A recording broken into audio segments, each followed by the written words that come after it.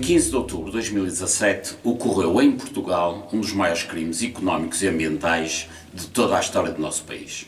Ardeu 85% de todo o Pinhal de Leiria. Isto aconteceu e não foi por acaso.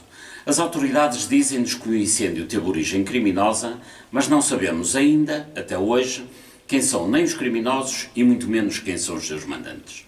Em todo caso, este incêndio poderia ter sido, de facto, evitado.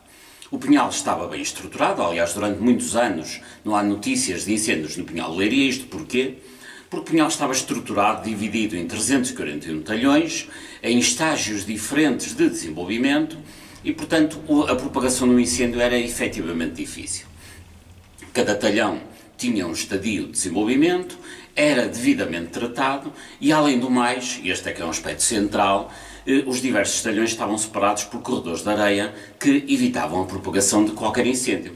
Juntava-se a isto o facto de que havia um conjunto de postos de vigia que detectavam a mínima situação de perigo e permitiam uma intervenção imediata por parte dos bombeiros. Por isso, ao longo de muito tempo, não há notícia de incêndios de dimensão no Pinhal de Leiria, e mesmo quando em 2003 houve um incêndio de alguma dimensão, foram mais de 2.000 hectares, mas apesar de tudo reduzido face à dimensão de todo o Pinhal.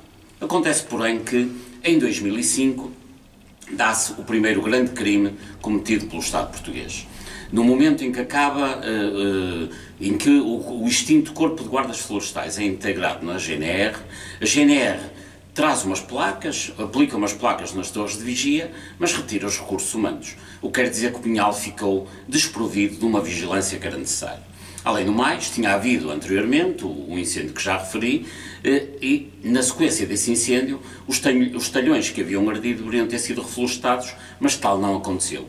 Isto é que é verdadeiramente criminoso. Ou seja, de 2013 a 2017, os talhões que tinham ardido em 2003 ficaram completamente abandonados, deveriam ter sido limpos, não foram, deveriam ter sido reflorestados, não foram, as máquinas foram adquiridas para a sua limpeza e reflorestação e nada aconteceu, o que quer dizer que de uma forma silenciosa, ao longo de 14 anos, de 2013 a 2017, foi-se criando mato, nascendo mato, que acabou por ser o grande combustível do incêndio de 2017. Ora, em 2017, sem guardas a vigiar o Pinhal, com um incêndio que é declarado e deflagrado por origem criminosa, como dizem as autoridades, o Pinhal começa a arder e o grande agravante é que o grande combustível do incêndio de 2017 é justamente os talhões que tinham sido abandonados em 2003. Ora, o incêndio deflagra, desaparece 85% de Pinhal de Leiria, ainda por cima num dia em que não havia sequer bombeiros na região, na medida em que os bombeiros, nomeadamente os da Marinha Grande, tinham sido chamados para outra zona do interior, nomeadamente para Tondela, Viseu e por aí, onde inclusivamente já tinham morrido pessoas.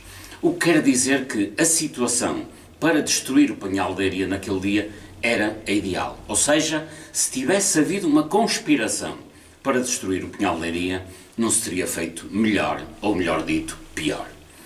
A questão hoje é, temos que exigir das autoridades que nos digam de uma vez por todas quem são os criminosos, que nos digam de uma vez por todas quem são os mandantes. E, sobretudo, temos que exigir também das autoridades que não permitam que haja já tanta gente, aliás, pouca gente, mas muito poderosa, a ganhar tanto dinheiro com o incêndio de Pinhal de Leiria. Quem é que está hoje a ganhar fortunas com este incêndio? Desde logo, os madeireiros que estão a adquirir a madeira completamente ao desbarato. Depois, aqueles que o armazenam, que são, além do mais, subsidiados pelo Estado para armazenar a madeira. Por último, aqueles que a comercializam e aqueles que a transportam. Nunca o negócio de comercialização de madeira na região e de transporte de madeira na região foi tão rentável. Perante isto, o que é que o Estado fez até hoje? Ainda não nos disse quem foram os criminosos e quem foram os seus mandantes e, sobretudo, se os mandantes e os criminosos têm alguma coisa a ver com todos aqueles que estão a ganhar fortunas milionárias obscenas à custa da miséria, da desgraça do incêndio de Pinhal de Leiria.